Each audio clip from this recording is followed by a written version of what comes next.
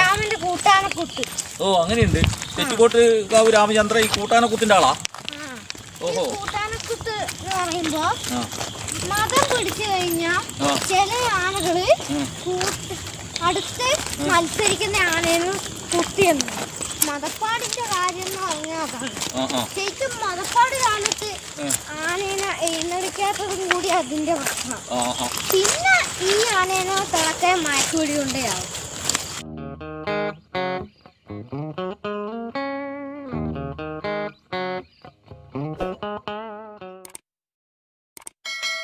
Hello, നമസ്കാരം. രത്തു സ്റ്റോക്കിൻ്റെ പുതിയ എപ്പിസോഡിലേക്ക് ഏവരെയും ഹാർദമായി സ്വാഗതം ചെയ്യുകയാണ്. ഇന്ന് നമ്മോട് കൂടെയുള്ളത് ഒരു കുഞ്ഞൻ അതിഥിയാണ്. കുഞ്ഞൻ അതിഥിയാണെങ്കിലും ആൾ ചില്ലറക്കാരനല്ല. പറയുന്ന കാര്യങ്ങളെല്ലാം തന്നെ വലിയ കാര്യങ്ങളാണ്, ആനക്കാര്യങ്ങളാണ്. ഇരിട്ടി പ്രദേശത്ത് കീഴൂർ മഹാദേവ ക്ഷേത്രത്തിൻ്റെ അടുത്ത് താമസിക്കുന്ന രജീഷ് മൃദുല ദമ്പതികളുടെ മകനായിട്ടുള്ള ഗൗതം കൃഷ്ണ എന്ന കിച്ചൂട്ടൻ പഠിക്കുന്നത് 3ാം ക്ലാസ്സിലാണ്.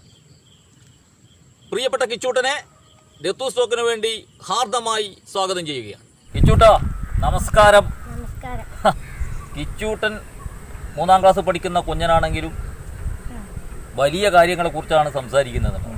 പ്രധാന ഏരിയ എന്ന് പറയുന്നത് ആനകളാണ്.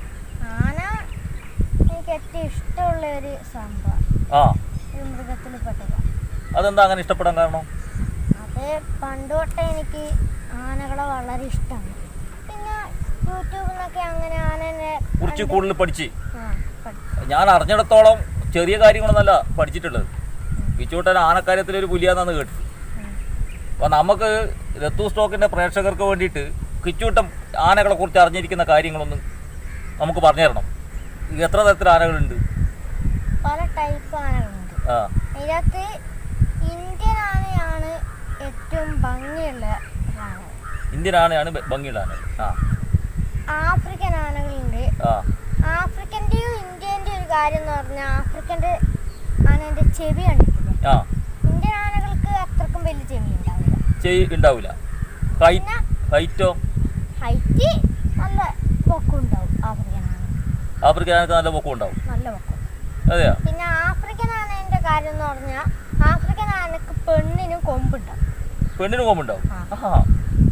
സാധാരണ നമ്മുടെ നാട്ടിൽ പിടിയാനാന്ന് പറയുമ്പോൾ പിടിയാനക്ക് കൊമ്പില്ല അല്ലേ? പിന്നെ പിടിയാനക്ക് മാത്രമല്ല കൊമ്പില്ലാത്തത് മോഴയാനകൾക്കും കൊമ്പില്ല. മോഴയാനെന്ന് പറയല്ലേ? ഒറ്റയാനായിട്ട് വരുന്നതിൽ മോഴയാനകള് സാധാരണ കൊമ്പൻ ആനകളെക്കാൾ ശക്തരാണ്. ഈ ഒറ്റയാന എന്ന് പറയുന്നത് എന്താ ഉദ്ദേശിക്കുന്നത്? ഒറ്റയാൻ എന്ന് പറയുന്നത് നമ്മൾ ഒറ്റയാൻ എന്നെല്ലാം കേട്ടിട്ടുണ്ട്. ഒറ്റയാൻ എന്ന് പറഞ്ഞാൽ ഒറ്റക്ക് നടക്കുന്ന ആന. അതെന്താ അങ്ങനെ ഒറ്റക്ക് നടക്കാൻ കാരണം? അത് ഈ കുട്ടികൾ ഉണ്ടാകുന്ന സമയത്ത് പെണ്ണാനകള് ഈ ആണാനേനെ അങ്ങനെ ഒരു സംഭവം ഉണ്ടല്ലേ? കുട്ടികള് എന്ന് പറഞ്ഞാൽ പ്രസവിക്കാനാകുന്ന സമയത്ത് പെണ്ണാനകള് പ്രസവിക്കാനാകുന്ന സമയത്ത് ആണാനകളെ ഓടിച്ചു വിടും. അങ്ങനെയുണ്ട്. പിന്നെ ഈ ആണാന അടുത്ത ഗ്രൂപ്പിലേക്ക് കൂടാൻ വേണ്ടിയിട്ട് ആ ഗ്രൂപ്പിലുള്ള ഏറ്റവും ശക്തനായ കൊമ്പനെ തോപ്പിക്കണോ? എന്നിട്ടോ കൊമ്പനെ തോപ്പിക്കാൻ കഴിഞ്ഞിട്ടില്ലെങ്കിലോ? കഴിഞ്ഞിട്ടില്ലെങ്കിൽ ചിലപ്പം ജീവൻ പോയിന്ന് വരാം, അല്ലെങ്കിൽ അടുത്ത ഗ്രൂപ്പിലേക്ക് വരാൻ ശ്രമിച്ചിട്ടുണ്ട്. പിന്നെ ശ്രമിക്കൂ. പിന്നെ അങ്ങനെ പോകുമ്പോ ഇതെല്ലാം ശത്രുക്കളാണെന്ന് വിചാരിച്ചിട്ട് ആക്രമിക്കാൻ തുടങ്ങും. അതാ ഈ ഒറ്റയാൻ ഭയങ്കര പ്രശ്നക്കാരനാണ് നമ്മൾ പൊതുവെ പറയുന്നത് അല്ലേ? അത് അതിന്റെ കണ്ണില് ഇതെല്ലാം ആനകളെ നമ്മളോട് മത്സരിക്കാൻ വന്ന ആനയാന്ന് വിചാരിക്കും. അങ്ങനെ ഒരു പ്രശ്നം. ആ സമയത്ത് തട്ടി തെറിപ്പിച്ചെല്ലാം തെറിപ്പിച്ചു. അത് കൊള്ളാലോ. പിന്നെ നമ്മൾ ഈ സാധാരണ പറയില്ലേ ഈ ആനകളുടെ ലക്ഷണമൊത്ത ആന എന്ന് പറയൂലേ? ലക്ഷണമൊത്ത ഒരു ആനേനെ എങ്ങനെ നമുക്ക് മനസ്സിലാക്കാം? നല്ല തുമ്പിക്കൈയായിരിക്കും. പിന്നെ കൊമ്പ് നിലത്ത് അങ്ങ് മുട്ടൂല, മണ്ണിൽ മുട്ടൂല. ഇപ്പം വൃത്തിയാക്കി കഴിഞ്ഞ കൊമ്പ് തടമ്പ് ഉയർത്തുമ്പോ ഇങ്ങനെ ആന ചെരിയും. ആ സമയത്ത് ഇങ്ങനെ കൊമ്പ് ഇത്ര പിടിച്ച് നിലത്ത് മുട്ടൂല. പിന്നെ നല്ല ചെവി, കീറലൊന്നും ഇല്ലാത്ത ചെവി, നല്ല കാല്. പിന്നെ നഖം എന്ന് പറയുന്നത് എങ്ങനെ ഉദ്ദേശിക്കുന്ന? നഖം നല്ല 11 നഖങ്ങൾ വേണം. 11 നഖങ്ങളാ? അങ്ങനെയാ? നല്ല വൃത്തിയുള്ള നല്ല നഖം. പെടയുന്ന ആ ഇത് അങ്ങനെയാ. എങ്ങനെ? ഇപ്പം എന്തോ ഒരു ലൈറ്റ് ഇല്ലേ, ലേസറാ? Laser light. ലേസർ ലൈറ്റ് ആനേന്റെ മുഖത്ത് കൊണ്ട ആന അടിയും. പിന്നെ എങ്ങനെയൊക്കെ ആന അടിയാ? പിന്നെ ആനക്ക് പടക്കം പേടിയുള്ള ആനയാണെങ്കിൽ ഉറപ്പാ പടക്കം. അല്ല, നമ്മൾ ഈ ഉത്സവങ്ങളുണ്ടല്ലോ, ഉത്സവങ്ങളിലെല്ലാം ആനേനെ എഴുന്നള്ളിക്കുന്ന പരിപാടി ഉണ്ടല്ലോ, ആനേന്റെ പുറത്ത് തിടമ്പ് കയറ്റലും ഒക്കെ ആയിട്ടുള്ള പരിപാടി ഉണ്ടല്ലോ. അപ്പൊ ഈ ഉത്സവ പറമ്പുകളിൽ പലപ്പോഴും ആന അടയാനുള്ള കാരണം എന്ന് പറയുന്നത് ഈ പടക്കം പൊട്ടിക്കൽ അങ്ങനെയുള്ള സംഭവങ്ങളുണ്ട്. പടക്കം പേടിയായ ആനയാണെങ്കിൽ മാത്രമേ പടക്കം പൊട്ടിക്കും പേടിയും. രാവിലെ കൊണ്ടുവന്ന ഒരു ആനേനെ നല്ല വെയിലുള്ള സ്ഥലത്തൊക്കെ കിട്ടിയത്, ഇപ്പൊ മരമൊന്നും ഇല്ലാത്ത സ്ഥലത്ത്. ആ സമയത്ത് ഈ ആനക്ക് ചൂടലായിട്ട് ആനക്ക് ചൂട് പറ്റൂല അല്ലേ? ചൂടധികം പറ്റില്ല. പറ്റും. അതുകൊണ്ടാണ് ആനകളെ കൊറേ സമയം വെള്ളത്തിലിട്ട് കുളിപ്പിക്കുന്നത്. അതല്ലേ, ഈ തണുത്ത വെള്ളത്തിൽ പുഴയിലൊക്കെ കൊണ്ട് ഇറക്കി കൊറേ സമയം കുളിപ്പിക്കും അല്ലേ? ഈ ആന ഒരു ക്രിസ്മസിലാണെങ്കിൽ ആ സമയത്ത് കുളിപ്പിക്കലും എല്ലാം കുറച്ചേക്കും. അങ്ങനെയുണ്ട്. ക്രിസ്മസ് എന്ന് പറയുന്നത് കുറച്ച് തണുപ്പുള്ള സമയം. അപ്പൊ ആനക്ക് അത്ര ചൂട് യേശൂല ആ സമയത്ത് അല്ലേ? ആനക്ക് മതപ്പാട് വരുന്നില്ല, എങ്ങനെ മനസ്സിലാക്കാൻ പറ്റുക? അതിപ്പോ ആനന്റെ ശരീരത്തിൽ ചൂട്, നല്ല ചൂടുണ്ടാവും. പിന്നെ ആനക്ക് ഇവിടെ ഒരു സാധനമുണ്ട്, ഇങ്ങനെ വെള്ളം അതിനെ പറയുന്ന മതകരി. മതകരി? അപ്പൊ മതത്തിന്റെ ഒരു ലക്ഷണം അതല്ലേ മതകരി? വെള്ളം ഇട്ടുന്ന അങ്ങനെയുണ്ടോ അല്ലേ? പിന്നെ ആനകളുടെ മതപ്പാട് കാലത്ത് അധികം എഴുന്നള്ളിക്കില്ല. അത് മനസ്സിലാക്കാൻ പറ്റുമോ പെട്ടെന്ന്? അങ്ങനെ പാപ്പന്മാർക്കെല്ലാം മനസ്സിലാവുമായിരിക്കും അല്ലേ? പാപ്പന്മാർക്ക് മനസ്സിലാവും. നല്ല ആനകളാണെങ്കിൽ ഈ മതപ്പാട് കാലത്ത് പോലും എഴുന്നള്ളിച്ച പല 2-3 ആനകളൊക്കെ ഉണ്ട് തോന്നുന്നു. ഏതൊക്കെ ആനയാണെന്ന് അറിയോ? പേരറിയാ? പേര് ഒരെണ്ണത്തിന്റെ അറിയാം. ഏതാ? അതൊന്ന് മംഗലാംകുന്ന് കാർണൻ. മംഗലാംകുന്ന് കാരണം മതപ്പാട് കാലത്ത് എഴുന്നള്ളിപ്പിച്ചിട്ടുണ്ട്. അത് ശരിയല്ലല്ലോ അല്ലേ? ഇതുവരെ അടഞ്ഞിട്ടില്ല. അടഞ്ഞ വാർത്തയൊന്നും കേട്ടിട്ടില്ല. ഈ കേരളത്തിലെ ഒരുവിധ ആനകളുടെ ഒക്കെ പേരൊക്കെ അറിയായിരിക്കുമല്ലോ അല്ലേ? ആനകളുടെ പേരൊക്കെ കുറച്ച് പേര് നമ്മുടെ രത്തു സ്റ്റോക്കിന്റെ പ്രേക്ഷകർക്ക് വേണ്ടിയിട്ട് കുറച്ച് പേര് പറയാൻ പറ്റുമോ? ഒന്ന് തെച്ചിക്കോട് രാമചന്ദ്രൻ, പിന്നെ മംഗലാംകുന്ന് കർണൻ, മംഗലാംകുന്ന് ശരണയ്യപ്പൻ, മംഗലാംകുന്ന് അപ്പു, അർജുനൻ, വിഷ്ണു ശങ്കർ, പാമ്പാടി രാജ കേട്ടിട്ടുണ്ട്. ഈ ആനകളുടെ ഫുഡ് നല്ലപോലെ എന്തെല്ലാം കൊടുക്കും ആനകൾക്ക് ഫുഡായിട്ട്? ആനകൾക്ക് ഫ്രൂട്ട്സ് ഫുഡാണ്, പിന്നെ ചോറ്, പിന്നെ പനമ്പട്ട, അങ്ങനത്തെ പനമ്പട്ട ചോറെല്ലാം കൊടുക്കും. ആന ഏറ്റവും കൂടുതൽ കഴിക്കുന്ന ഭക്ഷണമാണ് ഈ പനമ്പട്ട. പനമ്പട്ട എന്ന് പറഞ്ഞാൽ ആനന്റെ ആരോഗ്യത്തിനും കൂടി ഒരു നല്ല സാധനം. നമ്മൾ നേരത്തെ പറഞ്ഞില്ലേ ഈ ആനകളുടെ ലക്ഷണത്തിന്റെ കാര്യം പറഞ്ഞല്ലേ? ഈ ശരിക്കും തലപ്പൊക്കം ഒരു ആനേന്റെ നല്ല ലക്ഷണമല്ലേ? തലപ്പൊക്കമുള്ള ആന എന്നൊക്കെ പറയില്ലേ സാധാരണ? ലക്ഷണങ്ങളിൽ ഒന്നും കൂടിയാണ് തലപ്പൊക്കം. പിന്നെ ഇപ്പൊ കേരളത്തിലെ നല്ല തലപ്പൊക്കമുള്ള ആന ഏതാ? അതിപ്പം അങ്ങനെ പറയാൻ പറ്റില്ല, പല ആനകളുണ്ട് നല്ലപോലെ തന്നെ. അതെയോ? ഇപ്പൊ കിച്ചൂരിന് ഏറ്റവും ഇഷ്ടപ്പെട്ട ഒരു ആന ഏതാ പറയാ? അതിപ്പം മംഗലാംകുന്ന് കർണനും തെച്ചിക്കോട് രാമചന്ദ്രനും രണ്ടിനെയും ഇഷ്ടമാണ്. അതെയാ? അത് ഇഷ്ടപ്പെടാനുള്ള കാരണം എന്നാ? അത് തെച്ചിക്കോട് രാമചന്ദ്രന്റെ ഉയരോ തലപ്പൊക്കം ഐശ്വര്യം, പിന്നെ കർണന്റെയും തലപ്പൊക്കം ഭംഗി. അതെയോ? ഇവര് രണ്ടിൽ ആർക്കാ കൂടുതൽ തലപ്പൊക്കം ഉണ്ടാവുക? രണ്ടുപേർക്കും. ഇപ്പൊ എന്റെ കൈ കണ്ടില്ലേ, ഇപ്പം കർണനാണെങ്കിൽ ഇതിപ്പോ രാമനാണ്, തല ഉയർത്തിയിട്ടുണ്ടോ? അപ്പൊ ശരിക്കും പറഞ്ഞു കഴിഞ്ഞാല് കുറച്ച് ഹൈറ്റ് കുറവാണെങ്കിലും തല ഉയർത്തി കഴിഞ്ഞു കഴിഞ്ഞാല് ഒരേപോലെ നിൽക്കും. ഈ കേരളത്തിൽ ഏത് സ്ഥലത്തായി ശരിക്ക് ആനകളെ കൂടുതൽ കാണാൻ പറ്റും നമുക്ക്? അത് തൃശ്ശൂർ തന്നെ. അതെല്ലാവർക്കും അറിയാം, എല്ലാവരും മനസ്സിലുണ്ടാവും. തൃശ്ശൂർ നമ്മളെ പൂരമുണ്ട്, ഇത്തിത്തറപ്പൂരം. അവിടെയാണ് മെയിൻ ആയിട്ട് ഈ തലപ്പൊക്ക മത്സരം നടക്കുന്നത്. ആനേന്റെ തലപ്പൊക്ക മത്സരം. അപ്പൊ ഈ ആനേന്റെ തലപ്പൊക്ക മത്സരം എല്ലാ വർഷത്തിലും ഉണ്ടാവുന്നുണ്ട്. അപ്പൊ ആരാ അതിന്റെ കൂടുതൽ ജയിക്കല്? നമ്മളെ കർണനാണ് കൂടുതൽ തവണ ജയിച്ചത്. അതെയാ? 9 വട്ടം. രാമൻ ഒരു 5 തവണയെല്ലാം ജയിച്ചിട്ടുണ്ട്. രാമൻ എന്ന് പറഞ്ഞാൽ നമ്മളെ തെച്ചിക്കോട്ടുകാവ് രാമേന്ദ്രൻ. ഒരു ആനേന്റെ ഫോട്ടോ കാണിക്കുന്നു ശരി. ആനേന്റെ ഫോട്ടോ കാണിക്കുന്നു, പേരൊന്നും കാണിക്കുന്നില്ല, ഫോട്ടോ മാത്രം. ഈ ആന ഏതാണെന്ന് തിരിച്ചറിയാൻ പറ്റുമോ? ആ കൊള്ളാലോ. അതെന്നും ഞാൻ ആനകളെ വീഡിയോ കാണുന്നത് കൊണ്ട് അപ്പം തന്നെ മനസ്സിലാവും. രാമനാണെങ്കിൽ രാമൻ. അത് എന്താ അതിന്റെ ഒരു ഇതെങ്ങനെയാ മനസ്സിലാക്കാൻ പറ്റുന്ന ഒരു ലക്ഷണം? ഓരോ ആനകൾക്ക് മുഖത്തിന്റെ വ്യത്യാസം മനസ്സിലാക്കാൻ കഴിയും. പൊട്ട് എന്ന് പറഞ്ഞാൽ എങ്ങനെ? പൊട്ടിപ്പോ രാമന്റെ പൊട്ടാണെങ്കിൽ ഇങ്ങനെ ഒന്ന് ഇവിടെ വരണം. പിന്നെ കർണന്റെ ആണെങ്കിൽ വെള്ളം ഇങ്ങനത്തെ. ഈ ലോകത്തിലേക്ക് വെച്ചിട്ട് ഏറ്റവും വലിയ ആന ശരിക്കും പറഞ്ഞാൽ ഏതാണ്? നമുക്ക് ഏഷ്യ എടുക്കാം. ഏഷ്യയില് ഏറ്റവും വലിയ ആന നെടുങ്ങാൻമുഖ രാജ. ഇന്ത്യയിലെ ആളല്ല, ഇന്ത്യന്ന് കൊണ്ടുപോയ ഒരാന. ഇന്ത്യന്ന് കൊണ്ടുപോയ ആനയാ? എവിടത്തേക്ക് കൊണ്ടുപോയേ? ശ്രീലങ്കയിലേക്ക്. ആരാ കൊടുത്തത് ശ്രീലങ്കയിലേക്ക്? മൈസൂർ രാജാവ് ഇന്ത്യയിൽ നിന്ന് വാങ്ങിച്ച 2 ചെറിയ കുട്ടിക്കൊമ്പന്മാരെ മൈസൂരിലെ മരപ്പണി സ്ഥലത്താക്കി സമ്മാനം കൊടുത്തു. ശ്രീലങ്കയിലെ ഒരാൾക്ക് സമ്മാനം കൊടുത്തു. അയാള് കയ്യിന്ന് ഈ അമ്പല കമ്മിറ്റിക്കാരില്ലേ, അവര് ഇതിനെ വാങ്ങിച്ചു. രാജേനെ വാങ്ങിച്ചു കൊണ്ടുപോയി. അപ്പോൾ ശരിക്കും ഇന്ത്യയിലും വലിയ ആന ഉണ്ടായി അല്ലേ? നെടുങ്ങാൻമുഖ രാജ. പിന്നെ ശ്രീലങ്കയിലേക്ക് കൊണ്ടുപോയി. ഇപ്പൊ ആനയുണ്ടാ? ആനയുണ്ടല്ലേ? ഏകദേശം ഒരു 60 വയസ്സുള്ള ആയിട്ടുണ്ടാവും അല്ലേ? അതെ, മൈസൂർ രാജാവിന്റെ എല്ലാം കാലത്ത് കൊടുത്തതാണെങ്കിൽ എന്തായാലും വയസ്സായിട്ടുണ്ടാവില്ലേ? 60-70 വയസ്സായിട്ടുണ്ടാവും അല്ലേ? ഇപ്പോഴും ഉണ്ട്. കർണന് പിന്നെ 70 വയസ്സാണ്. 7 വർഷങ്ങൾക്ക് ശേഷമാണ് പിന്നെ കർണൻ എത്തുന്നത്, ഇതിത്തരപൂരത്തിനെത്തുന്നത്. അന്ന് കർണന്റെ കൂടെ മത്സരിക്കാൻ പോന്നെ കർണന്റെ ഏട്ടെ മംഗലാംകുന്ന് ശരണയ്യപ്പൻ.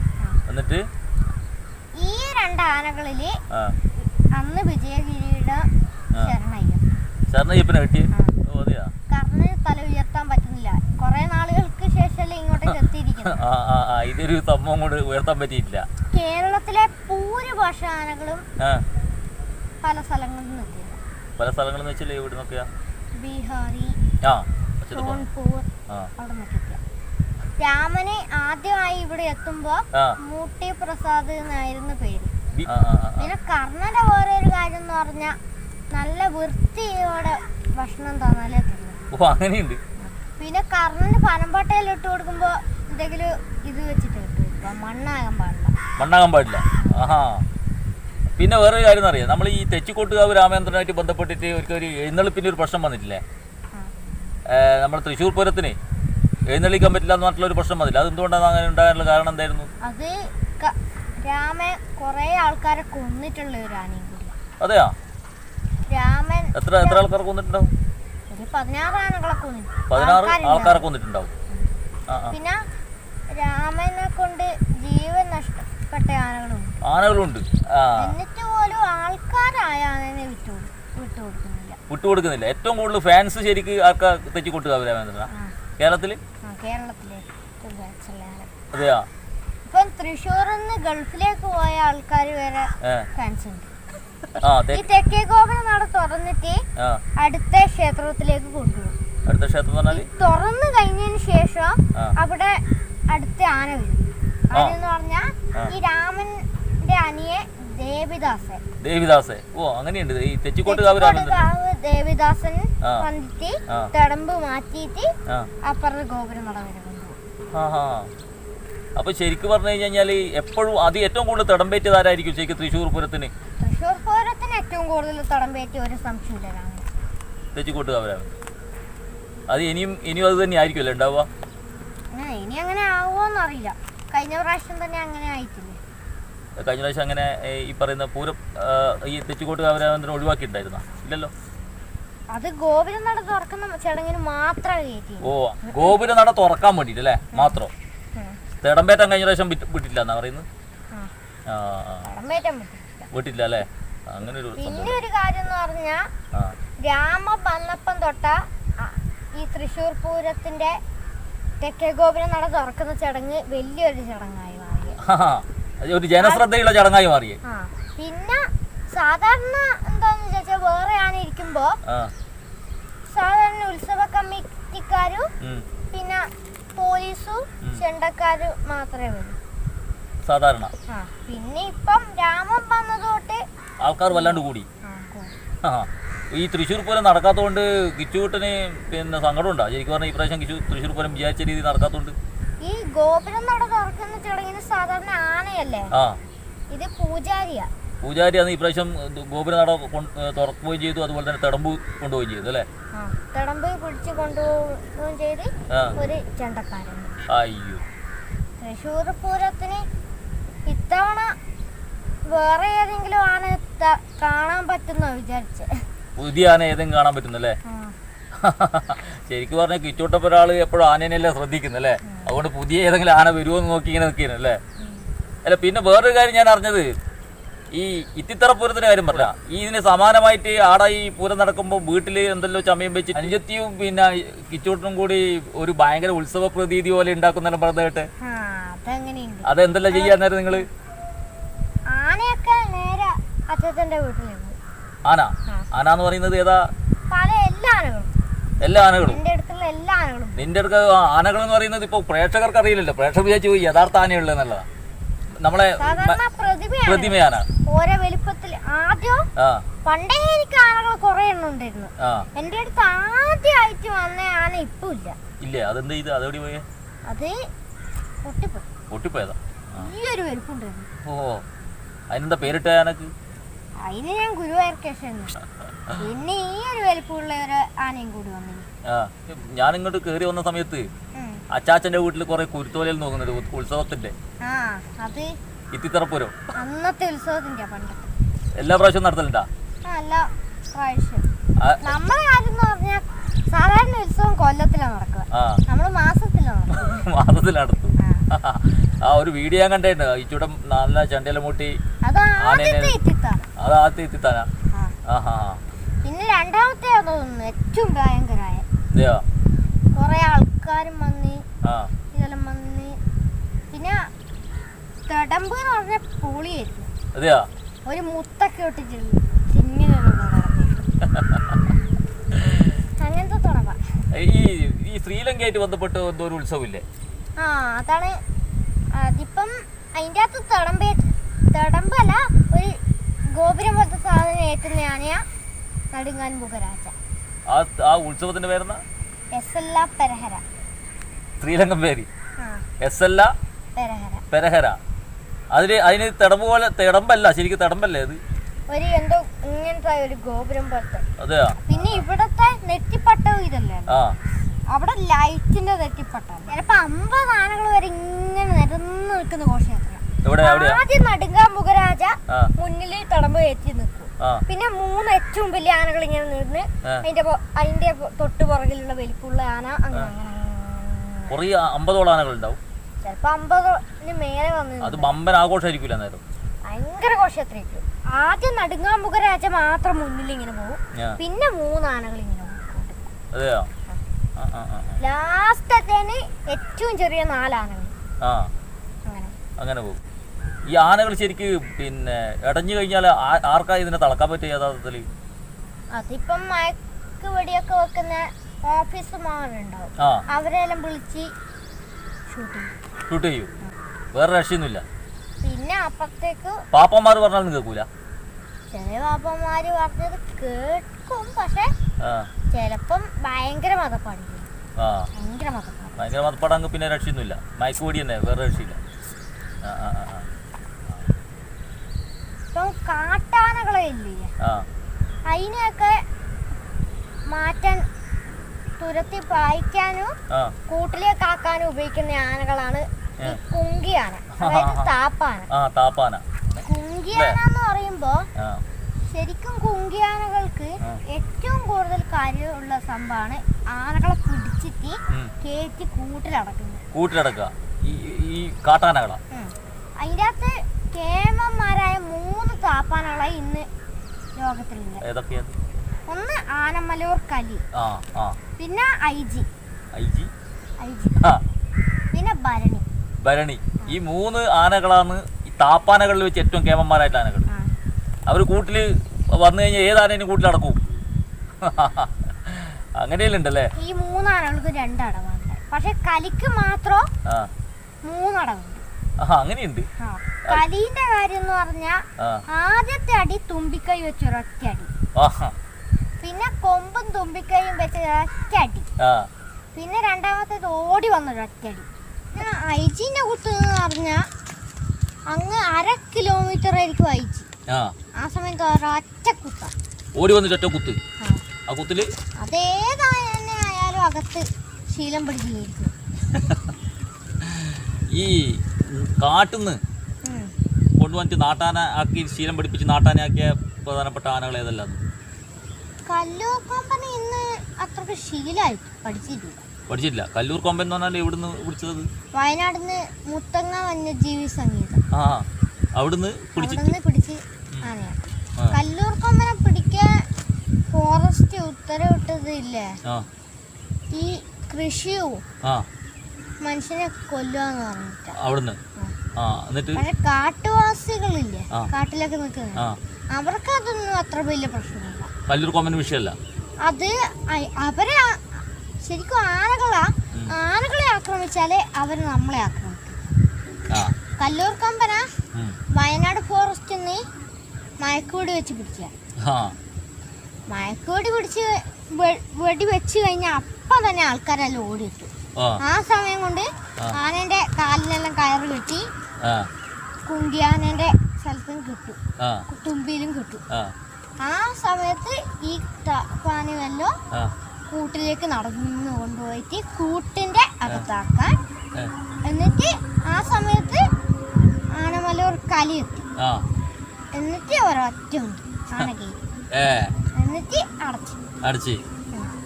ഈ ആർലഫാമെന്നൊരു കാട്ടാനെ പിടിച്ചിട്ടില്ലേ? അതേതാ? ചുള്ളിക്കൊമ്പൻ.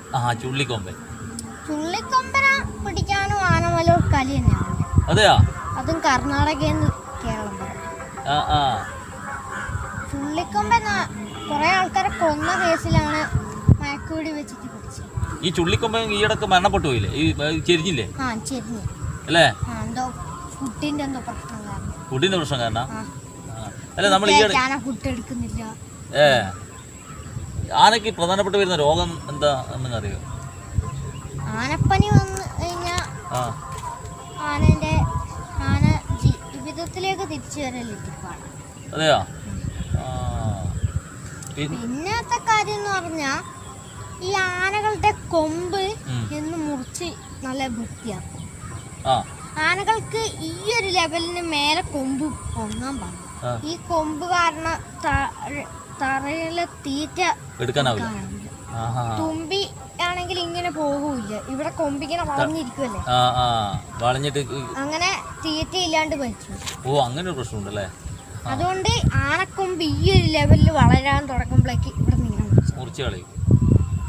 ഈയിടക്ക് നമ്മൾ കണ്ടില്ല, ഒരു പൈനാപ്പിളില് പടക്കം വെച്ചിട്ട് ഒരാന അല്ലേ?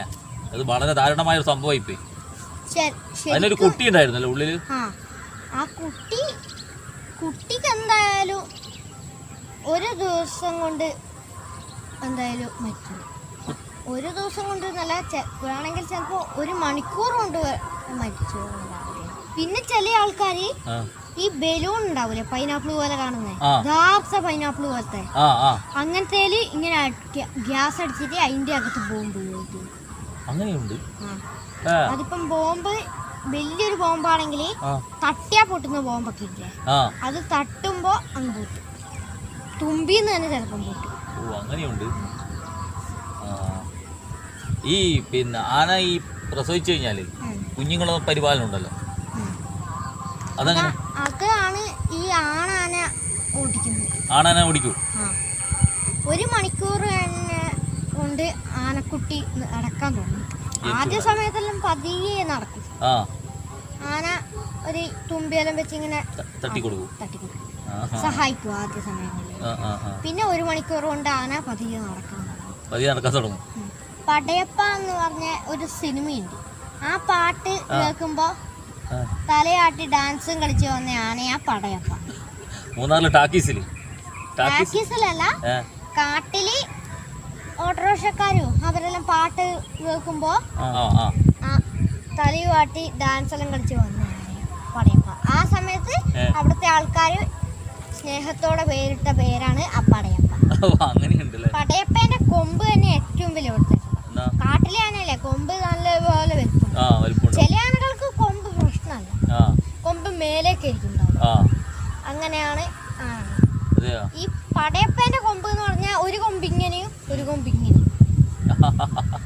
ഭയങ്കര ഒരു വെറൈറ്റി കൊമ്പാന്നല്ലേ. ഈ പിന്നെ ഈ പടയപ്പന്റെ ചെവിയൊക്കെ ഇത്രയേ ചെറുതാ. പിന്നെ അവിടുത്തെ ഏറ്റവും ഉയരമുള്ള ആനയും കൂടിയാ പടയപ്പ. ഓ അതെയോ?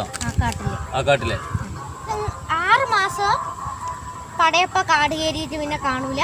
അടുത്ത 6 മാസം പുറത്ത് അങ്ങനെയാ.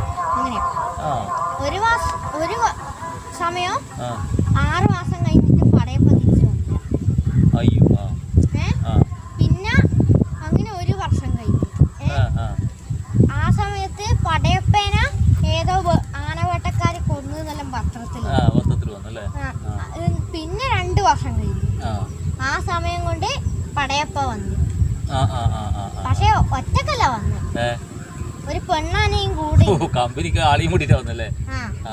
അങ്ങനെ പിന്നെയും കാട് കയറി, പിന്നെയും കാട് കയറി, പിന്നെയും കാട് കയറി. പിന്നെ അടുത്തല്ല, ഇപ്പം കൊറോണ കാലം ആയതുകൊണ്ട് ഒറ്റക്കല്ല കാട് കയറി വീണ്ടും വന്നിരിക്കുന്നത്. ഒരു ഫ്രണ്ടിനെയും കൂട്ടിട്ടാണ്. പടയപ്പ ഇത്രയാണെങ്കിൽ ഓന്റെ ഫ്രണ്ട് ഇത്രയാ. ചെറുതല്ലേ? ഒരു സമയം പടയപ്പേന്റെ അടുത്ത് കുടുങ്ങാണ്ടിരിക്കാൻ വേണ്ടിട്ട് ക്യാരറ്റെല്ലാം വെക്കുന്ന ആള് ക്യാരറ്റ് ചാക്കിൽ ഒളിപ്പിച്ചു വെച്ച് പടയപ്പ രാത്രിക്ക് മണത്ത് കണ്ടുപിടിച്ചത്. 3ാം ക്ലാസ്സുകാരനായ കിച്ചുവിൻ്റെ ആനവിശേഷങ്ങൾ ഇവിടെ അവസാനിക്കുന്നില്ല. ആനകളെക്കുറിച്ച് മാത്രമല്ല, പക്ഷികളെക്കുറിച്ചും മീനുകളെക്കുറിച്ചും വാതോരാതെ സംസാരിക്കുന്ന ആളാണ് കിച്ചൂട്ടൻ. തീർച്ചയായും അടുത്ത എപ്പിസോഡിൽ ഇതിൻ്റെ തുടർച്ചയുമായിട്ട് ഞങ്ങൾ വരുന്നതാണ്. ഈ വീഡിയോ നിങ്ങൾക്ക് ഇഷ്ടപ്പെടുകയാണെങ്കിൽ ലൈക്ക് ചെയ്യാനും ഷെയർ ചെയ്യാനും മറക്കരുത്. അതുപോലെ തന്നെ ആദ്യമായിട്ടാണ് നിങ്ങൾ ഈ ചാനൽ കാണുന്നതെങ്കിൽ ദയവായി സബ്സ്ക്രൈബ് ചെയ്യുക. താഴെയുള്ള ചുവന്ന ബട്ടൺ പ്രസ് ചെയ്താൽ മതി. തൊട്ടടുത്തുള്ള ബെല്ലൈക്കൺ കൂടി എനേബിൾ ചെയ്യുകയാണെങ്കിൽ തുടർന്ന് വരുന്ന വീഡിയോസിൻ്റെ നോട്ടിഫിക്കേഷൻ നിങ്ങൾക്ക് ലഭിക്കും. ഓക്കെ, അപ്പോൾ അടുത്ത വീഡിയോയിൽ നമുക്ക് കാണാം.